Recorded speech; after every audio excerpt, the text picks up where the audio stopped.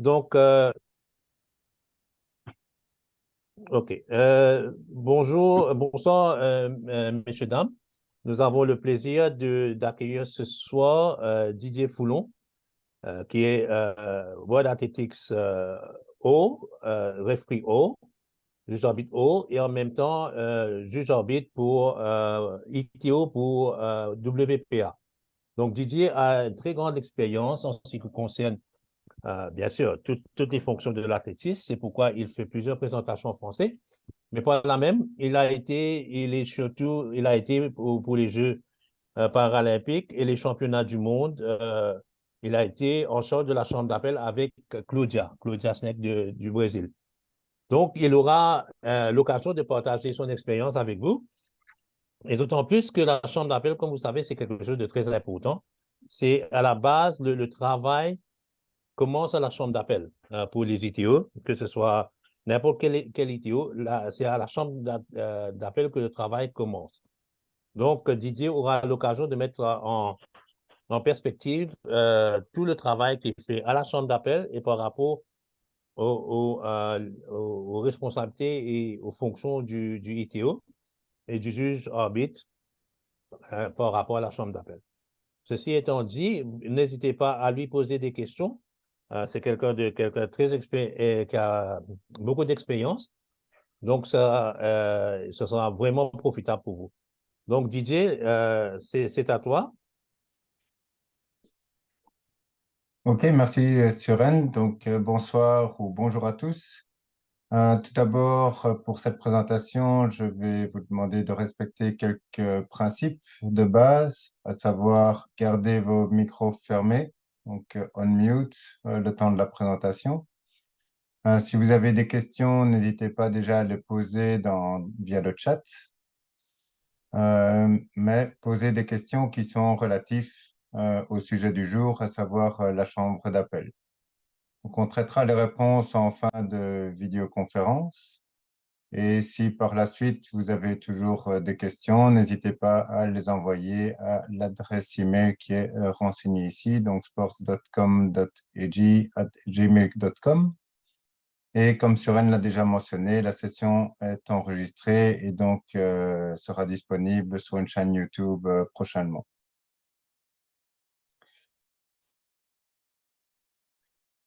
Donc, la chambre d'appel. Qu'est-ce que la chambre d'appel? La chambre d'appel, c'est le point d'entrée des athlètes vers la zone de compétition. Donc, cette chambre d'appel va se situer entre la zone d'échauffement et le terrain. Donc, ce qu'on appelle aussi en anglais le field of play. Donc, le principe est donc de superviser la transition des athlètes depuis la zone d'échauffement jusqu'à la zone de compétition, en garantissant que les athlètes soient présents et prêts sur la zone de leur épreuve pour que l'épreuve puisse commencer à l'heure prévue, ainsi que garantir que tous les athlètes aient été vérifiés afin qu'ils aient, par exemple, le bon uniforme, leur dossard, qu'on ait vérifié les pointes, etc.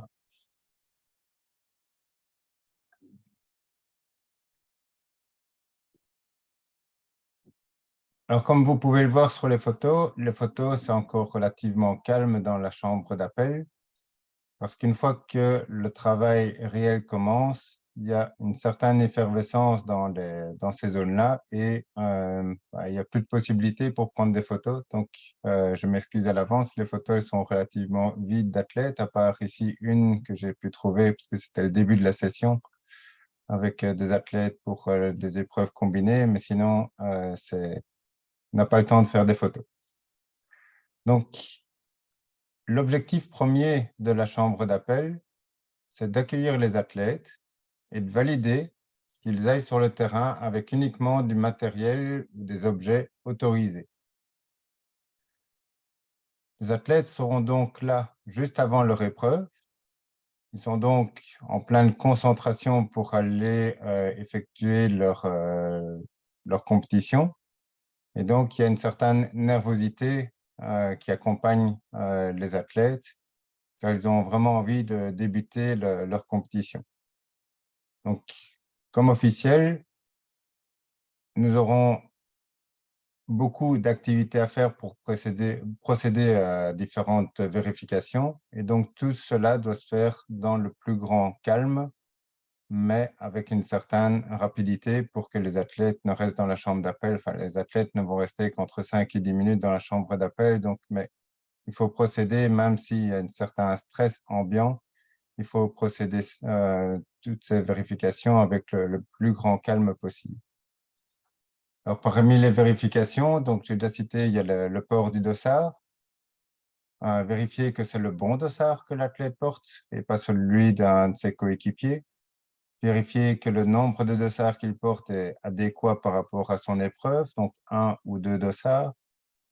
Que les publicités sur son maillot correspondent aux règles en vigueur, donc le nombre de publicités, la taille des publicités. Que les tenues sont en adéquation avec la compétition, donc que ce soit le port de l'uniforme de leur équipe, de leur pays ou de leur club, la longueur des pointes et là où ça va prendre le plus de temps, vérifier que les sacs des athlètes qui vont participer à des concours, que dans leur sac, ils ne transportent pas des objets non autorisés sur le terrain. Et donc, pour nous aider à minimiser le stress des athlètes, il est toujours préférable que ceux-ci soient avertis avant d'aller en chambre d'appel sur les vérifications qui seront effectuées. Comme ça, ils peuvent déjà se préparer en amont avant de rentrer dans la chambre d'appel. Ils sauront à quoi s'attendre une fois qu'ils seront à l'intérieur de la chambre d'appel. Et comme ça, tout le monde pourra se respecter puisque tant eux ont leur, entre guillemets, travail à effectuer, leur compétition, que nous, comme officiels, à pouvoir vérifier qu'ils vont sur le terrain en adéquation avec le règlement.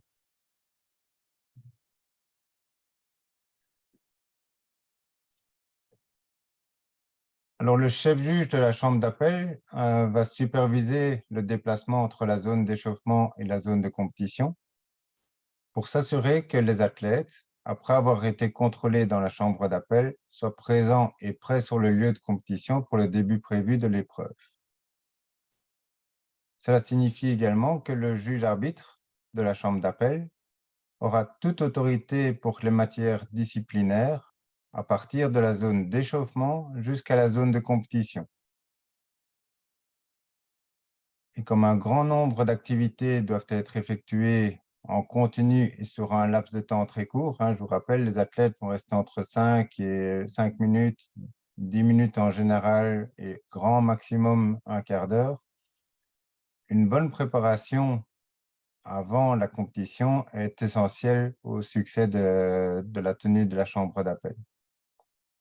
Donc, par exemple, on devra savoir combien de box seront à disposition, combien on peut mettre d'athlètes par box, afin de pouvoir documenter un horaire détaillé. Ici, j'ai mis un exemple qui provient des derniers championnats d'Europe en salle.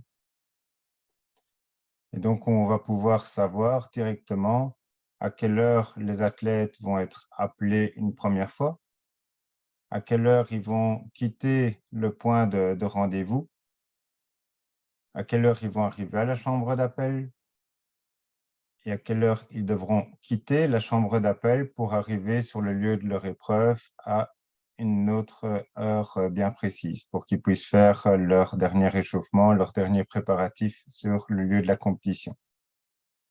Ensuite, on voit également d'autres informations telles que s'il y a une présentation des athlètes et si oui, à quelle heure et finalement à quelle heure l'épreuve va commencer. Et après, on a le détail de l'épreuve. Et pour terminer, on a le numéro du box dans lequel les athlètes seront mis dans la chambre d'appel. Donc tout ça, toute cette préparation doit vraiment être effectuée en amont pour qu'au moment même, on ne doit pas réfléchir dans quelle box on va mettre les athlètes qui sont en train d'arriver, et d'être là pris au dépourvu. Cet horaire détaillé, il sera préparé par le chef juge de la chambre d'appel en collaboration avec le directeur de compétition. Cet horaire détaillé doit être donné aux officiels, à tous les officiels qui vont participer à la compétition. Comme ça, chacun peut prendre connaissance de l'heure à laquelle il devra travailler, que ce soit des personnes à la chambre d'appel ou des personnes sur le terrain. Cet horaire est vraiment l'horaire indispensable pour respecter l'horaire global de la compétition. Pour les athlètes ou les équipes, eux, ils vont recevoir une vue simplifiée de cet horaire pour avoir les heures importantes pour eux, à savoir à quelle heure la chambre d'appel va ouvrir et fermer et l'heure du début de l'épreuve. Chaque box où on va accueillir les athlètes doit être prêt avant que les athlètes n'arrivent à la chambre d'appel. Donc ici, par exemple, on voit pour le box numéro 1, on voit le nom de l'épreuve qui est déjà indiqué. Et on peut voir grâce à la photo, au box suivant, qu'on a déjà les paniers dans lesquels les athlètes vont pouvoir déposer leurs affaires pour que ces affaires soient prises et qu'ils puissent les récupérer par la suite dans le local dédié au post-event control, par où ils vont ressortir de la compétition.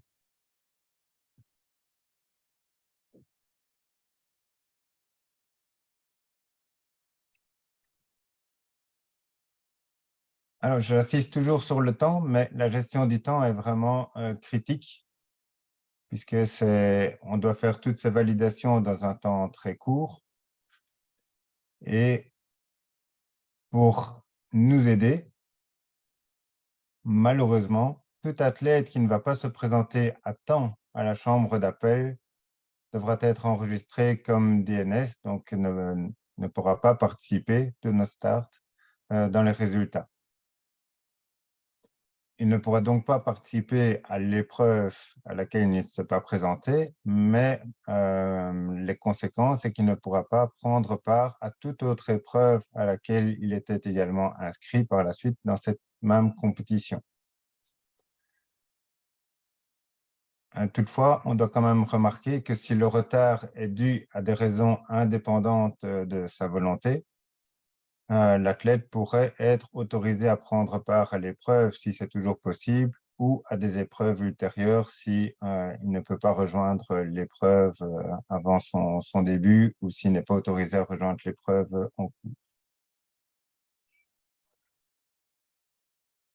Alors, les juges de la chambre d'appel doivent s'assurer de plusieurs choses.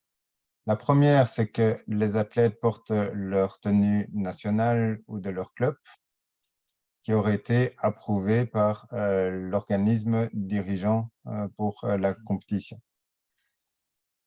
Il doit également s'assurer que les dossards sont portés correctement et correspondent aux listes de départ. Donc, il n'est pas question d'aller sur le terrain avec le dossard d'un coéquipier. Que les chaussures, le nombre et la dimension des pointes, la publicité sur les vêtements et les sacs des athlètes sont conformes aux règles et à la réglementation en vigueur pour la compétition.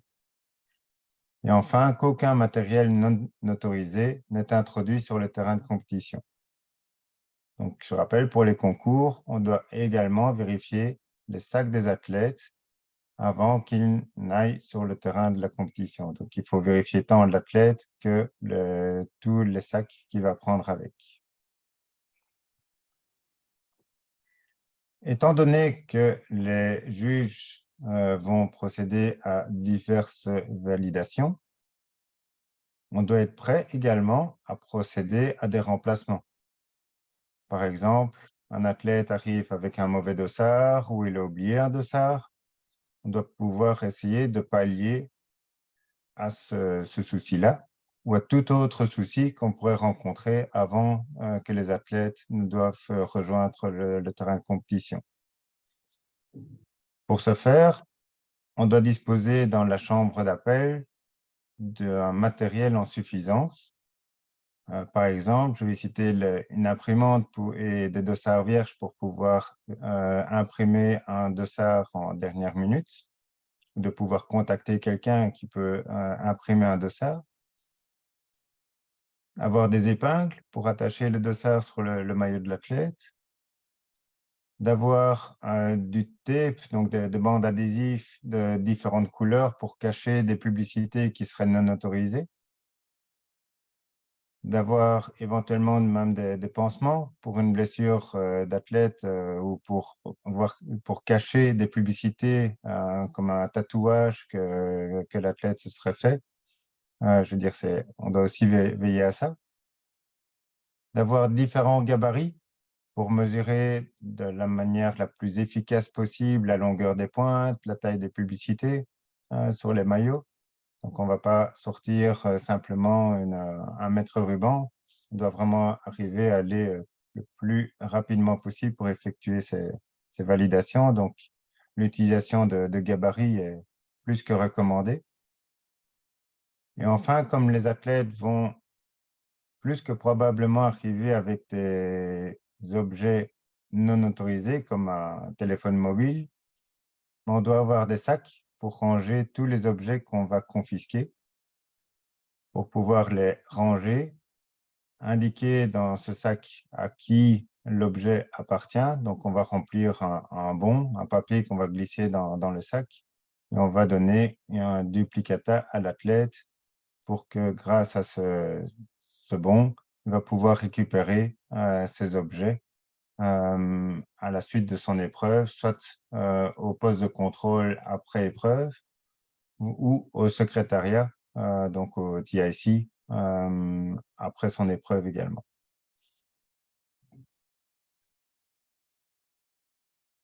Alors, il est aussi toujours recommandé d'imprimer et de mettre vraiment visible quels sont les objets non autorisés. On peut déjà en placer dans la zone d'échauffement, mais aussi sur le parcours vers la chambre d'appel, enfin sur la route vers la chambre d'appel. Comme ça, les athlètes peuvent se familiariser et ainsi on peut minimiser le nombre d'objets qu'on va retrouver dans leurs affaires et qu'on devra confisquer par la suite. Alors, à titre d'exemple, on peut avoir beaucoup de choses dans les sacs. Il est arrivé sur une compétition que un athlète soit venu avec une peluche, mais on va dire que bon, c'était peut-être une peluche fétiche, mais la peluche était assez grande. On va dire que c'était pratiquement de sa taille. Ça ne fait pas partie vraiment des objets non autorisés déjà affichés sur une affiche. Et donc là, en tant que juge, en tant qu'officiel, on doit prendre la décision si on autorise l'athlète à aller sur le terrain avec son doudou ou bien si on le confisque et qu'on le met à disposition à la suite de son épreuve. Donc, dans le cas qui a été rencontré, donc qui m'a été relaté, l'officiel a contacté le délégué technique pour voir si, bon, je ne connais pas la taille exacte de la pluche, mais c'était assez grand, c'était vraiment visible. Et donc, en dialoguant par talkie avec le délégué technique a dit bah, il n'y a aucune raison qu'on lui refuse d'aller avec sa pluche sur le terrain au concours. Une fois que le délégué technique a vu la taille de la pluche, bah, il s'est dit bah, c'était peut-être un peu trop grand. On aurait peut-être dû refuser l'accès. Donc, euh, la morale de cette histoire-là, c'est que bah, il vaut mieux prendre la décision directement en tant qu'officiel ou d'être très clair dans les messages qu'on va effectuer vers les personnes à qui on demande de prendre une décision, parce que par radio, c'est difficile de se rendre compte de la taille de l'objet que l'athlète essaye de prendre.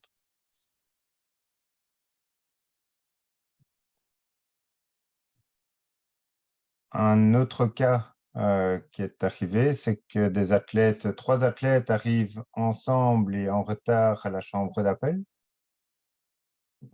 Et donc là, en tant qu'officiel, on doit écouter pourquoi ils sont en retard à la chambre d'appel, mais on doit également essayer de valider si ce qu'ils nous expliquent comme excuse est valable.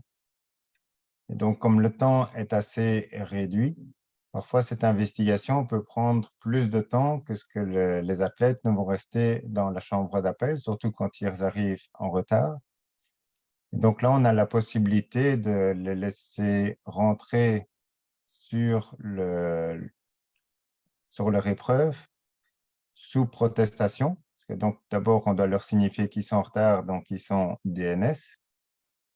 S'ils protestent en donnant leur explication, on peut les laisser aller sur le terrain sous protestation le temps de valider l'excuse ou les excuses qu'ils nous ont signifiées pour voir si l'excuse est valable et vraiment indépendante de leur volonté ou bien si c'est simplement une excuse pour essayer d'être autorisé à rentrer sur le terrain. Tant que l'athlète concourt sous proteste, la décision nous revient. Et donc, même si l'athlète a eu une ou plusieurs performances dans un concours, il va pouvoir déjà avoir peut-être lancé plusieurs fois, on peut rester sur notre décision finale, à savoir mettre un DNS, s'il s'avère que l'investigation effectuée ne confirme pas les excuses ou que les excuses données sont finalement irrelevantes pour que l'athlète aurait pu prendre quand même d'autres dispositions pour arriver à l'heure à la chambre d'appel. Donc, on peut rester sur le DNS ou enlever le DNS et dire, OK, on a validé. Et effectivement, le bus, par exemple, pour amener les athlètes de l'hôtel à la zone d'échauffement s'est trompé ou a eu un problème sur la route. Et donc, c'était normal que l'athlète soit en retard à la chambre d'appel. Donc, ce qu'il faut vraiment faire, c'est de rester le plus calme possible pour prendre ces décisions, de les expliquer le plus rapidement aux athlètes pour qu'ils sachent dans quelles conditions ils vont pouvoir aller sur le terrain dans de telles circonstances.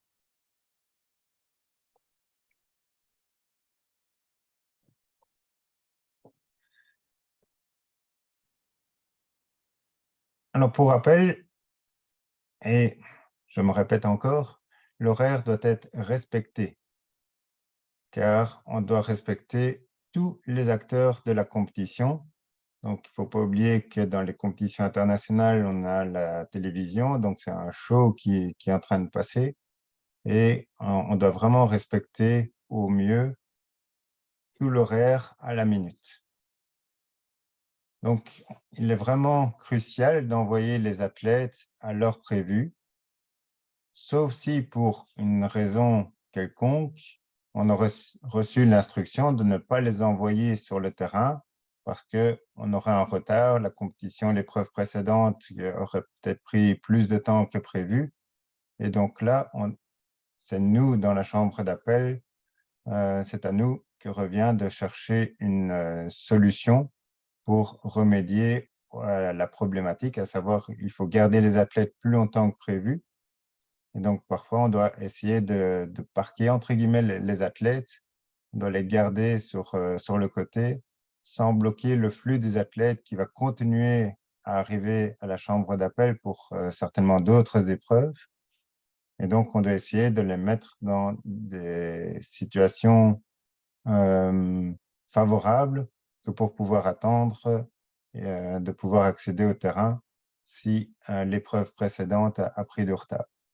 Donc, soit on a de la chance et on a des box libres à ce moment-là et on peut leur demander d'attendre dans un autre box. Soit on réoriente les athlètes qui arrivent dans cette autre box. Donc là, c'est vraiment une gestion au cas par cas pour voir comment on peut faire au mieux cette gestion d'athlètes supplémentaires dans la chambre d'appel. Donc là, ce sont des cas qui arrivent, heureusement, pas trop fréquemment, mais quand ils arrivent, on doit aussi pouvoir prendre des décisions assez rapides. Donc, ça arrive quand même à presque toutes les compétitions qu'une épreuve prend plus de temps. Et donc, on ne doit pas forcément envoyer les athlètes sur le terrain et montrer aux autres, bon, dépêchez-vous parce que l'épreuve suivante attend ou les athlètes suivants attendent. Donc, il faut vraiment respecter tout le monde et donc prévoir l'imprévisible ou prévoir un plan B à chaque moment pour pouvoir pallier à tout souci à ce moment-là. Donc, une chambre d'appel efficacement organisée et gérée, elle sera un élément fondamental pour la réussite de la compétition. Donc, c'est une phase cachée de la compétition, mais qui joue vraiment un élément hyper important. On a parfois des athlètes qui vont perdre la compétition rien que par leur passage à la chambre d'appel. Donc, il sera toujours important de prévoir un espace suffisant en prévision du moment où on aura l'utilisation maximale de la chambre d'appel. Donc, l'utilisation maximale, c'est quand on aura beaucoup de concours qui vont commencer de manière très, très rapprochée. Donc, ça va être en début de session, ou bien quand on aura des relais, où là, c'est le nombre d'athlètes qui va augmenter, même si le nombre de couloirs ne sera pas augmenté, mais le nombre d'athlètes à accueillir sera beaucoup plus grand. Donc, on doit prévoir un espace suffisamment grand pour pouvoir gérer cet afflux d'athlètes. On devra vraiment déterminer le nombre nécessaire de box, de sections dans la chambre d'appel pour pouvoir gérer les différentes épreuves qu'on aura tout au long de la compétition.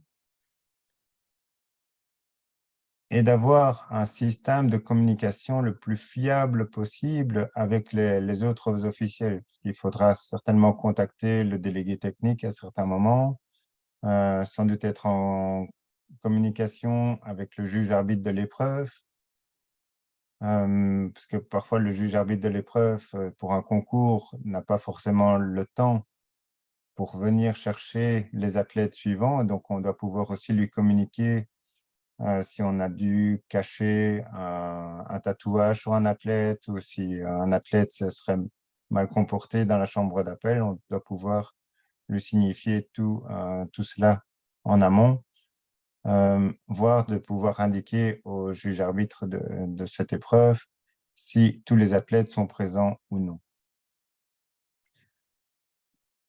Et enfin, on doit certainement informer les athlètes lorsqu'ils sont dans la zone d'échauffement, donc de leur rappeler l'heure, de faire des appels suffisants pour minimiser le risque que ces athlètes arrivent en retard à la chambre d'appel. Bien sûr, d'autres considérations peuvent varier en fonction du type de compétition et du nombre de vérifications qu'il sera prévu d'effectuer dans la chambre d'appel. Par exemple, si on a une compétition pour des jeunes, pour des écoles, il est peu probable qu'on doive vérifier la publicité sur les maillots, alors que pour une compétition internationale, ça devait devenir très, très important. Par contre, de vérifier la longueur des pointes, même pour une compétition pour des écoles, ça va être important puisque on fait ça pour protéger la surface de la piste et donc de ne pas trop l'endommager avec des longueurs de pointe qui seraient démesurées.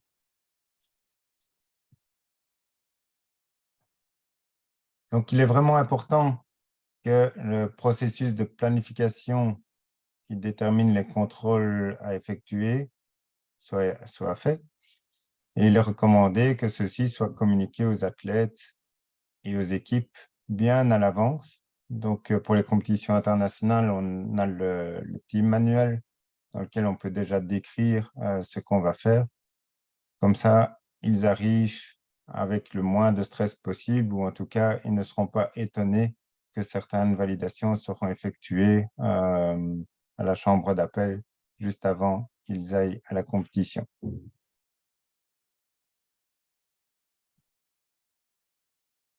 Enfin, les juges de la chambre d'appel doivent vraiment s'assurer que les athlètes sont dans la bonne série, dans la bonne course ou dans le bon groupe pour un concours. Donc, si on a par exemple un concours de qualification de 100 longueurs, bien souvent les deux groupes arrivent simultanément à la chambre d'appel parce qu'on va peut-être avoir deux pistes d'élan.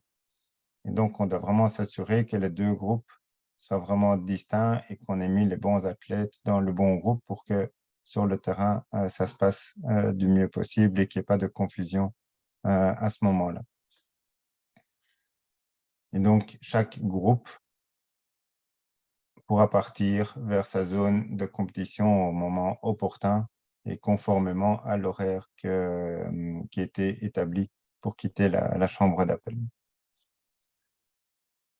Et donc, dans la mesure du possible, cet horaire sera mis à disposition des athlètes bien avant la compétition, donc au plus tard la veille.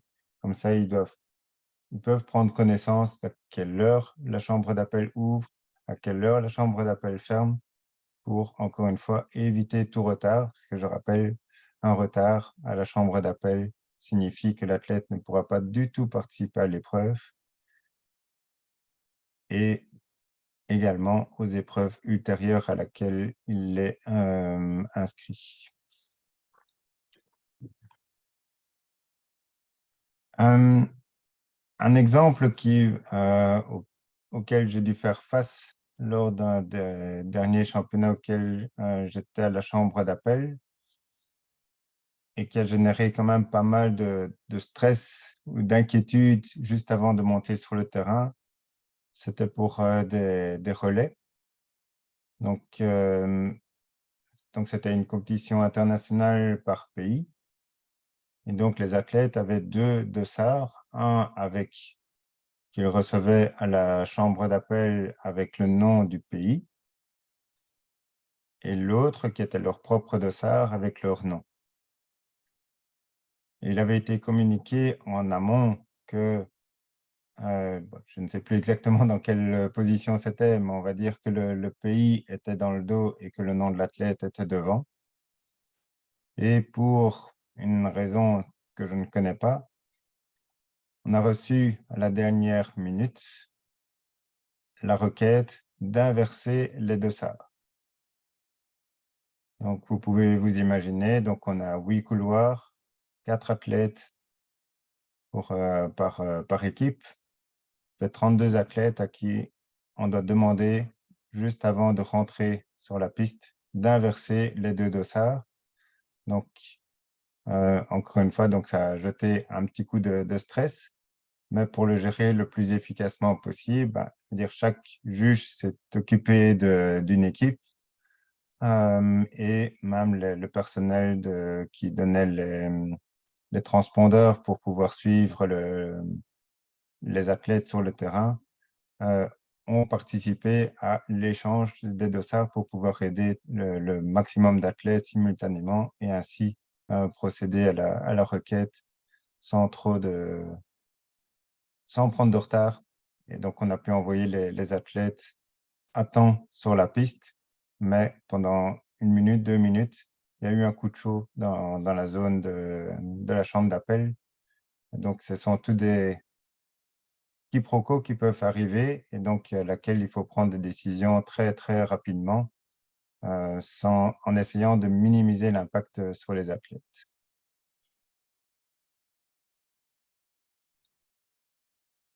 Donc, je suis arrivé au terme de ma présentation. Donc, si vous avez des questions, je ne sais pas s'il y a déjà des questions dans le chat. Je n'ai pas eu l'occasion je n'ai pas la possibilité de suivre les deux en même temps. Donc,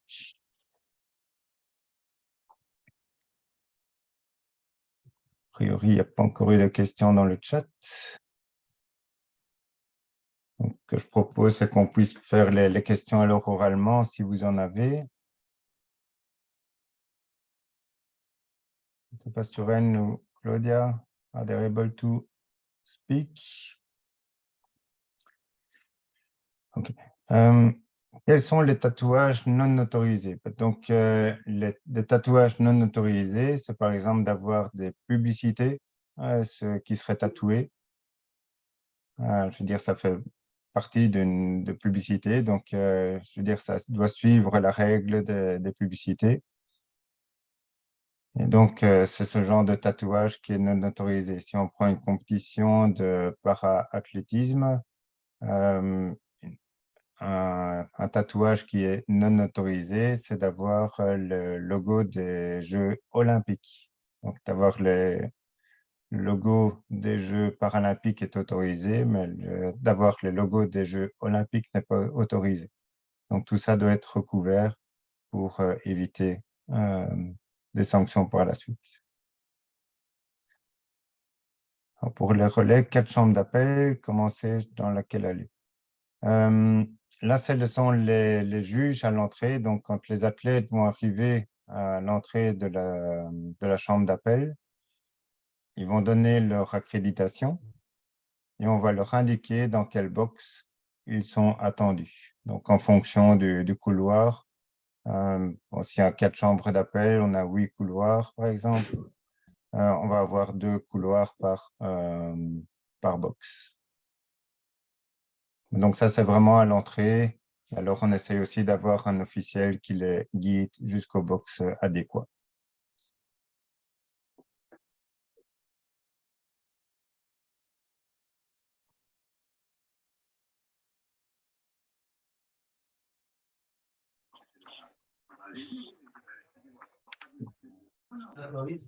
Guimarães wants to talk.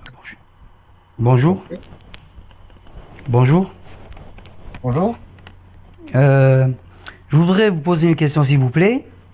Est-ce que si par absence, par exemple, du juge arbitre dénoncé pour un concours, tel concours, pour ramener les athlètes de la chambre d'appel au site de la compétition, si par conséquent le juge arbitre de la chambre d'appel, c'est lui qui accompagne les athlètes au site de la compétition.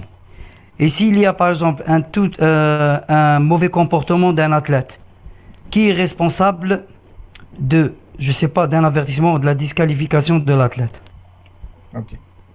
Donc, Voilà, parce que c'est une question qui est tombée par hasard dans l'examen, donc je vais la, je la reposer. Enfin, merci à vous. Hein. Merci. Je vais essayer de répondre proprement si c'est une question qui a été posée à l'examen. Il y a 2 questions hein, donc, dans ce que vous me demandez. Donc, la première, c'est si le juge arbitre d'un concours ne sait pas où chercher les athlètes, qui accompagne les athlètes de la chambre d'appel au concours. Donc, à cette question-là, je dirais que si le juge arbitre ne sait pas se déplacer, bien souvent, il peut quand même envoyer un autre, le chef concours, par exemple, pour pouvoir aller chercher les athlètes pour le concours suivant, puisque le concours sera terminé, parce que sinon, ça ne sert à rien d'aller chercher les athlètes. Et donc, il y aura quand même une personne du concours qui doit être envoyée à la chambre d'appel. Ce n'est pas le juge arbitre de la chambre d'appel qui va se déplacer et d'aller amener les athlètes sur le terrain. Ça, c'est pour la première partie. La deuxième partie, c'était qui est responsable de donner un avertissement, voire une carte rouge pour mauvais comportement. Donc, c'est le juge arbitre de la chambre d'appel qui a cette responsabilité, cette autorité, depuis la zone d'échauffement jusque le passage sur le terrain. Donc, quand on est dans la chambre d'appel, c'est forcément le juge arbitre de la chambre d'appel qui a cette responsabilité-là. Mais c'est également, s'il y aurait eu un problème sur la zone d'échauffement, c'est également à lui que revient d'aller adresser un avertissement, voire une exclusion de la compétition. Merci à vous. De rien.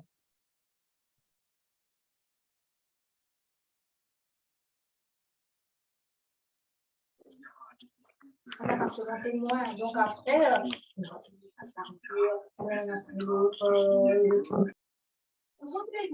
Suren, do you want to talk? Je ne sais pas, Didier, est-ce que le problématique des deux chambres d'appel, le premier chambre d'appel et deuxième chambre d'appel? OK, OK, oui. OK. C'est une problématique que je ne connais pas parce que pour moi, il n'y a pas deux chambres d'appel, mais c'est vrai que c'est une bonne question. Donc, on a parfois deux points qui sont documentés comme étant des chambres d'appel, chambre d'appel 1, chambre d'appel 2. Mais pour la compétition, on doit considérer que ces deux chambres ne font qu'une. Donc, ce n'est pas parce qu'on va déplacer les athlètes entre deux endroits. Si on fait des validations aux deux endroits, ce sera considéré comme une seule chambre d'appel. Donc, la chambre d'appel va ouvrir et on va l'ouvrir à l'heure de la chambre d'appel 1. Ça va être clôturé toujours pour l'accès à la chambre d'appel numéro 1. Si par la suite, on déplace les athlètes vers une deuxième pièce, ça ne va pas être considéré comme étant une nouvelle heure d'ouverture. Si je prends par exemple donc, la photo qui est derrière moi, c'était la chambre d'appel 1 lors des Jeux paralympiques. Et je vais retourner en arrière dans les slides. Et sur ce slide-ci, sur la gauche, donc on a la chambre d'appel 2. On avait des validations qui étaient effectuées des deux côtés. Donc, c'était vraiment une seule grande chambre d'appel et le partage des vérifications était fait entre les deux chambres d'appel. Dans d'autres circonstances, et je vais prendre les championnats d'Europe en salle, là, on avait un point de ralliement dans lequel on allait appeler les athlètes pour quitter la zone d'échauffement et ensuite on les amenait à la chambre d'appel. Donc, parfois c'est marqué aussi first call pour l'appel. Donc, c'était simplement, donc ici on a le first call room opening, first call room closing et arrival to the call room.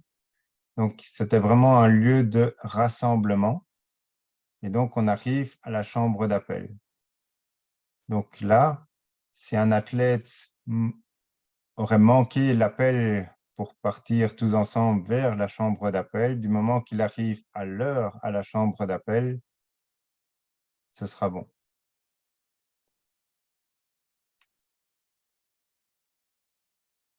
Donc, on doit vraiment voir deux endroits différents. Ça va vraiment dépendre de ce qu'on fait à ces deux endroits. Si le premier endroit, c'est juste un lieu de rassemblement, alors les athlètes qui seraient en retard à cet endroit-là peuvent toujours essayer de se dépêcher pour rattraper le groupe et arriver à temps à la chambre d'appel. Soit on a vraiment deux endroits où des vérifications sont effectuées. Et là, alors, c'est une chambre d'appel qui est divisée en deux endroits. Et donc là, il faut être à l'heure au premier endroit. Mais comment, Didier, excuse-moi, mais comment les athlètes vont savoir ça, hein, s'il y a deux chambres ou juste une première chambre de rallye, de rassemblement et l'autre chambre qui est la chambre d'appel? Ça, c'est ce qui sera expliqué en amont de la compétition pour expliciter si c'est un lieu de rassemblement ou une chambre d'appel.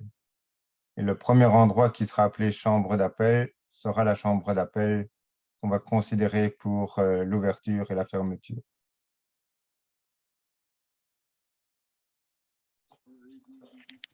Merci, Didier.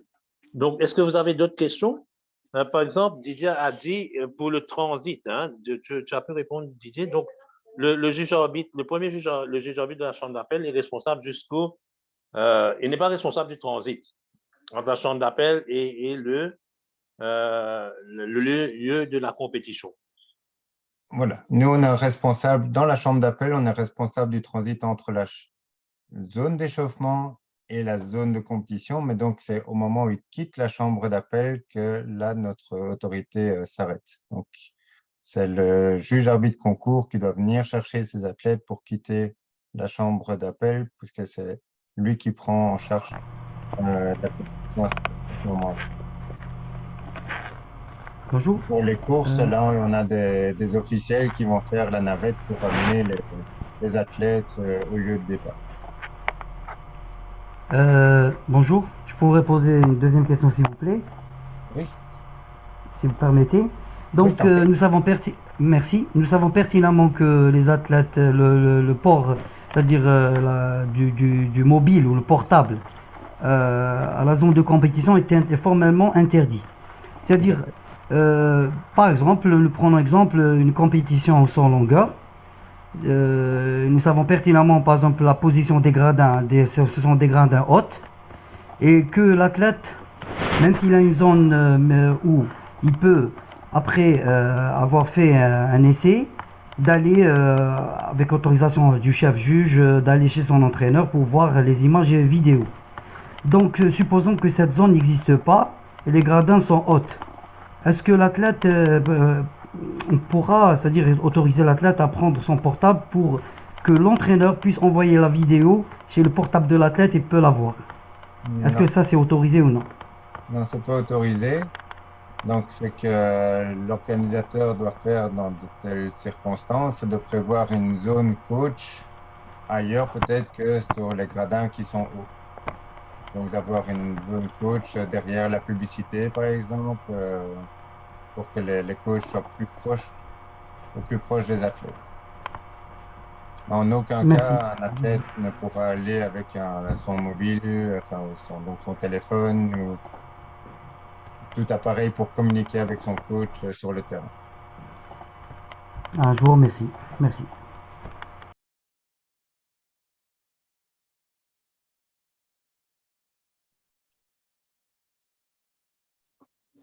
Donc, d'autres questions, les amis? C'est quelque chose d'important dans la chambre d'appel, hein? Il y aura des questions à l'examen. D'ailleurs, vous en avez parlé. Si vous voulez poser d'autres questions.